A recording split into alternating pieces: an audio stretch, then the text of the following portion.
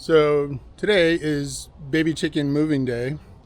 We're going to try and integrate our little chickens over here with our big chickens over here and get them all into one coop. These guys are about 13 weeks old now. We're a little bit behind in this deal, but they are ready to go somewhere else besides in this little coop. And they all did great. We all I think there are 12 of them. They all survived and they're healthy and big. Can't quite tell which ones are roosters yet. First thing we're going to do is clean this out. So this is the big coop that we built years ago. This stuff is all probably composted under here. So get all this out of here. We're going to spray all this stuff off. Do a little power washing in here. And just get this back down and then put new wood chips on it.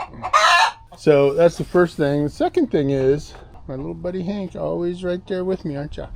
Emus do not like new things. And so what'll happen is if we release the baby chicks out into there, they will go insane and probably end up killing them. And that's not good, obviously. So we need to let the emus see them through the fence for at least a month, which means basically we're going to sequester all the chickens into this yard here. That we need to prevent the baby chicks from going through this fence. And so all this has chicken wire and all the way down to that corner. So basically that's all good. We need to do this part, but we've got a little bit of a jungle here. So we're going to get this cleared out a little bit and then chicken wire this deal, so, and the gates. And then basically we'll close this gate and leave all the chickens in here together for probably a month before we let them out.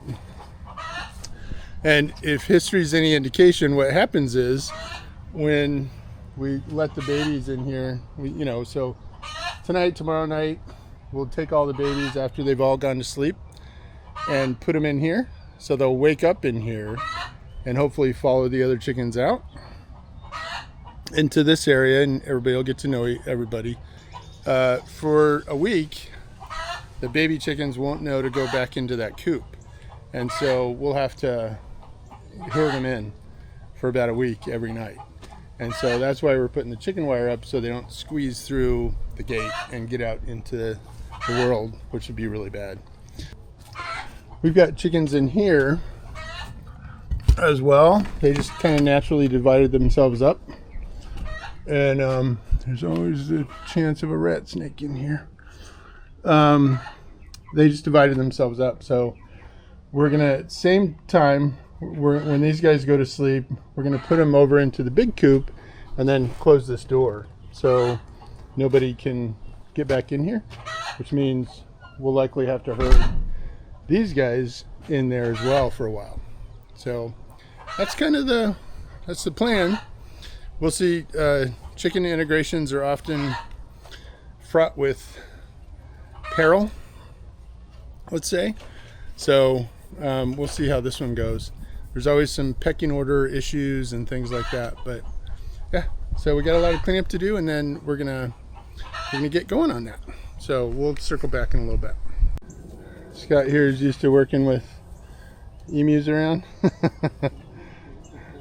It's a whole different deal, especially when you're doing something like that they just can't stand to let you do.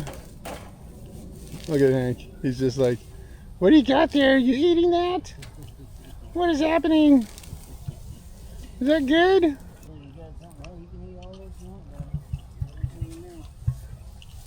So we're getting all this stuff pulled away. It's great that it's a freaking jungle back here, but it makes working with stuff kind of hard.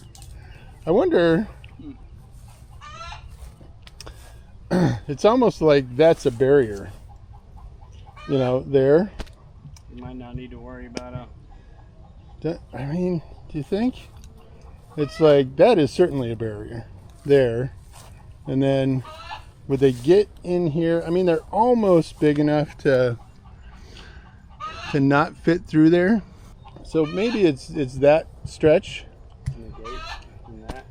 And the gate, and you know, closing off those areas. Okay. And if they get in here, we got trouble anyway. I'd rather save that vine. Yeah. I'm not sure if that's edible. I gotta look that up, but the vine is pretty cool on here. Okay, we got this all cleaned out. It was pretty bad down at the very bottom of this because apparently a little bit of water's getting in, soaking in here on the big rains. So the bottom part of this was basically compost, but wet compost. Wasn't good. But we got it all kind of cleaned out, got most of the spider's webs and everything cleaned out. And we should have plenty of room on this, on the perches here for the number of chickens we have. You know, typically, historically, what's happened is we would, we would push them around here, either into there or into the big door. And so they had a tendency to squeeze through here. I don't think they should, because they're a little bit bigger than the last ones we tried.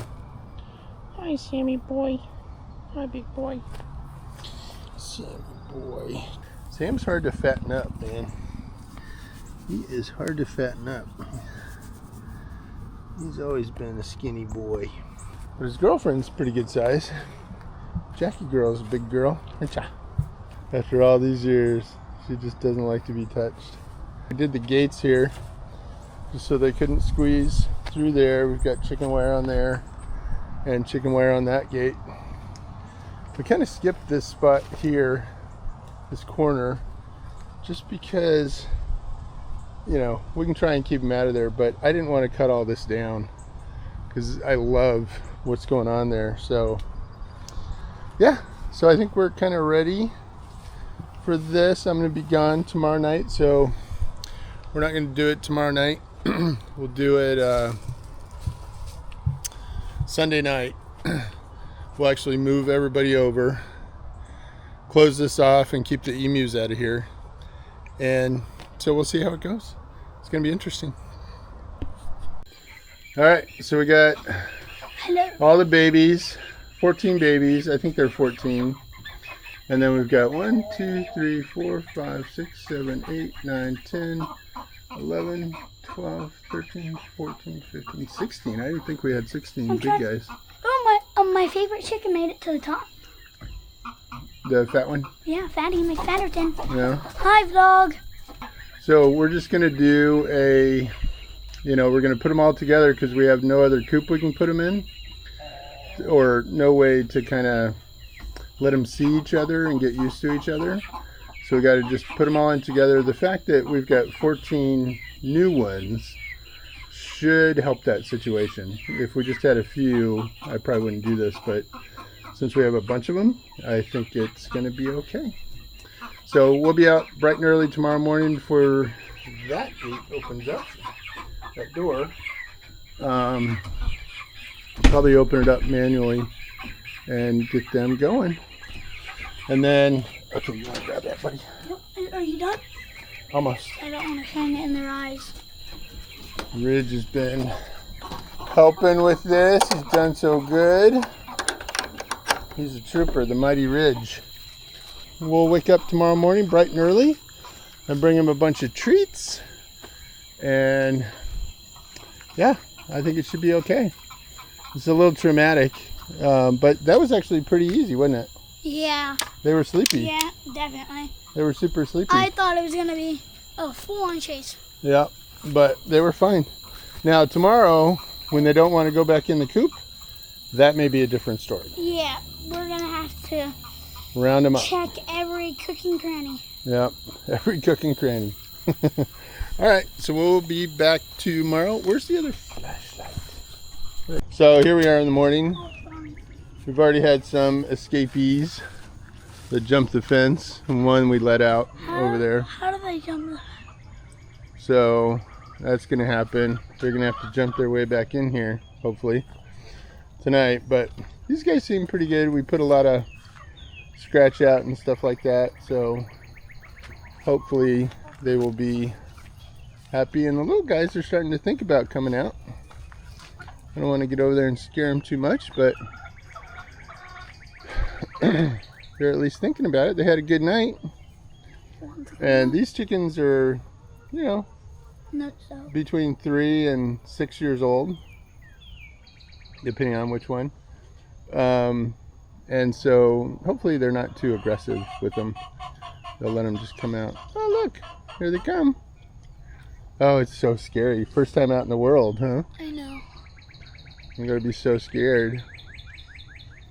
He's like, do my feet, will they fall off if I touch this? I will run back and check with my friends. They'll stick their toe in and then run back. That's just what a person would do.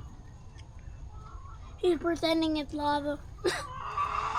All these chickens are dying to get out there because they're so used to free ranging. But we're going to try and keep them back here as much as we can for these guys. Because these guys definitely can't go that way. So, yeah. Alright, so let's give them some time and we'll figure out what they do.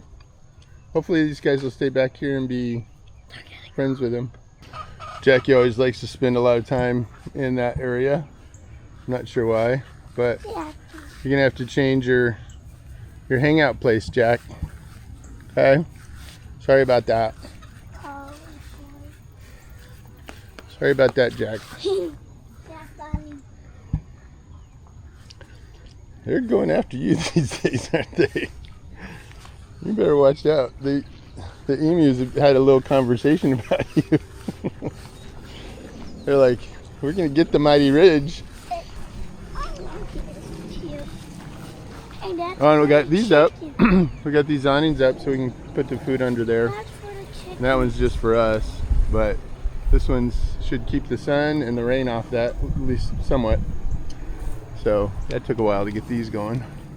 Well, it's about 8 o'clock in the morning, and these guys still haven't ventured out of the coop.